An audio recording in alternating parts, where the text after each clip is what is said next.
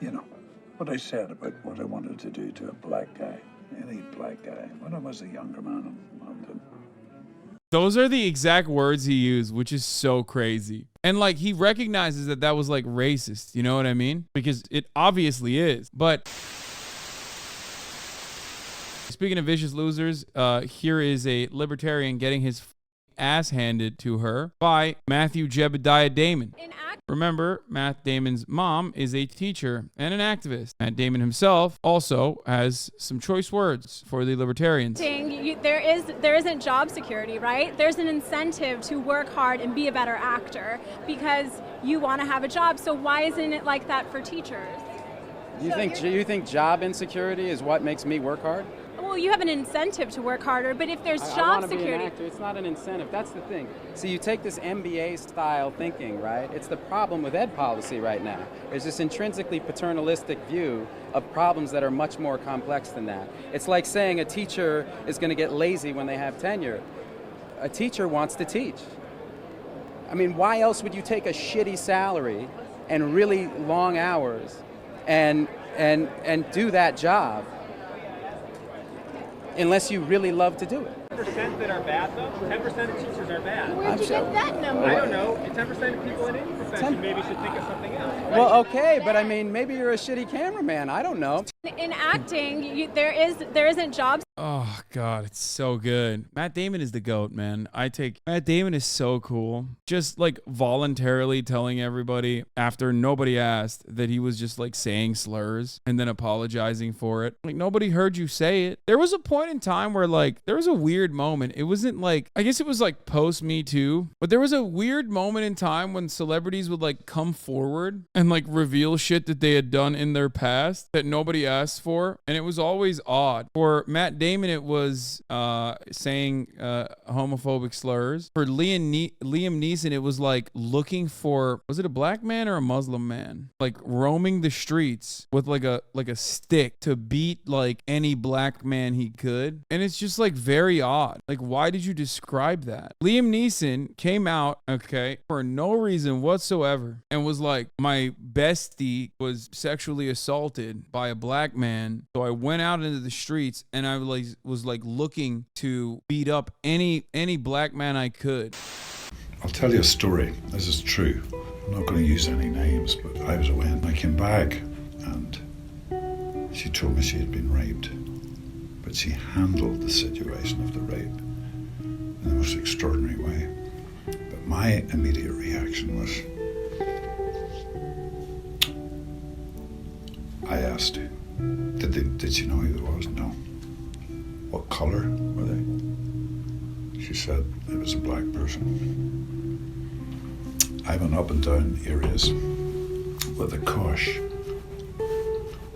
hoping I'd be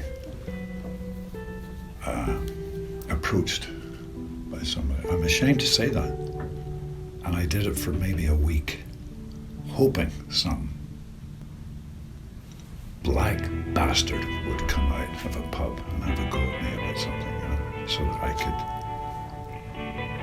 kill him.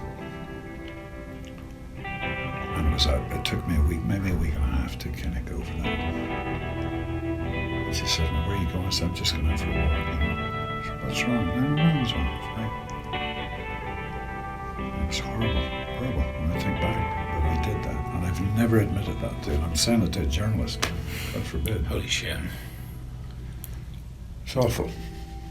But I did learn a lesson from it when I eventually thought, what the f*** are you doing, you know?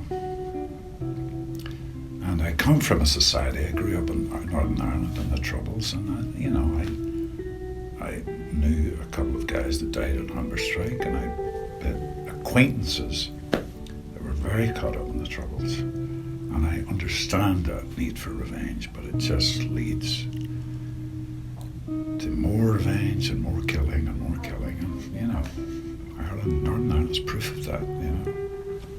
All the stuff that's happening in the world at the minute, the violence is proof of that, you know. So it's, but that, yeah, primal need, I understand, you know. Relate to that. And like he recognizes that was like racist, you know what I mean? Because it obviously is. But it's already odd. It's already odd to just like have that level of like racist anger in your heart. But it's extra odd when you have it, you recognize it's bad, and then like 25 years later, you just like leak it for no fucking reason. Hey man, white Hennessy neat, please. Thank you. Hey, I know you. You're that rapper, right? Paperboy, yeah. Yeah. Ain't you, Oh, yeah. I've got a particular set of skills. Oh, shit. Man, you about the last person I expect to see in here, man. Yeah, well, I don't think anyone expects to see anyone in here. Right? Right, man. I mean, this place is like weird, right? Like it's weird. I mean, I ain't never been no place like this before. No, it's unreal, all right. Damn. How'd you get here? I just followed the local. What'd they do? What you mean? Oh, did they strangle a fan? Shag a teenager? How'd they get in? Thank you. No, you don't have to say. It's fine. It's your business.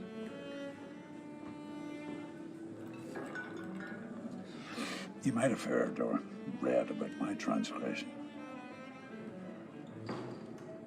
You know, what I said about what I wanted to do to a black guy, any black guy, when I was a younger man in London. Those are the exact words he used, which is so crazy. A friend of mine had been raped, and I acted out of anger. I look back now, and it honestly frightens me. I thought people knowing who I once was made clear who I am, who I've become. But with all that being said, I am sorry. I apologize if I hurt people. Well, between you and me, I still fuck with taking. Shit, man. Look, it's good to know that you don't hate black people now, you know? What? No. I can't stand a lot of you. Well, now I feel that way. Because you tried to ruin my career. Huh? Didn't succeed, mind you. However, I'm sure one day I will get over it. But until then, we are mortal enemies.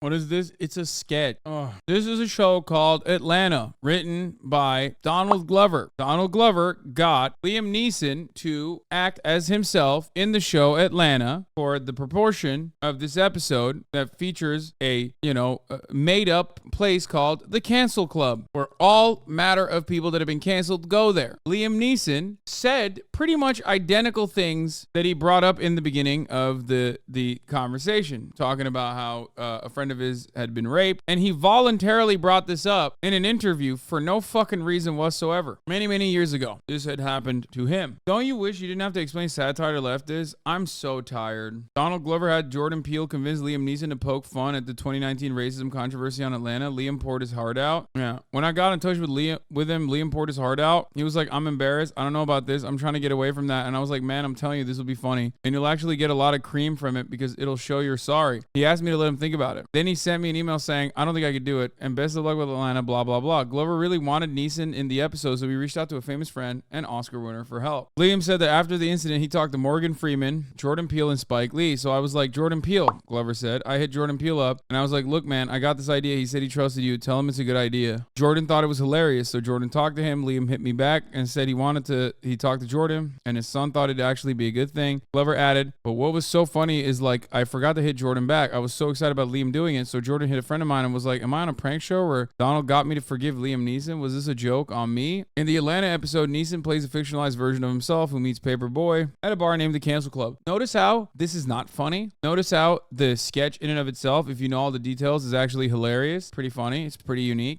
This is what you want me to do instead. You want to shackle me, okay? You want to put weights on my body, on my arms, on my legs, and just fucking sit my ass down and be like, Hasan, if there is ever a fucking joke, you have to literally describe it like you are explaining to us how the Electoral College works, or what the white supremacist history of the Electoral College actually is, or, I don't know, like the disproportionate targeting of black communities in the criminal justice system. It's like some things can just be jokes, okay? They can exist in the ether. Maybe you don't understand it. It's fine. Plenty of shit I don't understand. I don't know how fucking quantum physics works. You don't see me canceling scientists, okay? I'm not going around being like, explain this shit to me right now, or fuck you, you know, shut the fuck up, bitch. You made this shit up. I don't do that. And you shouldn't do that with jokes. Not everything is tailored to your every fucking expectation, you know? Sometimes you just gotta be like, you know, I don't get this. I don't know what's happening. Bro, you watch Oppenheimer? How do you not know what quantum physics is? Bro, I'm more confused about it now.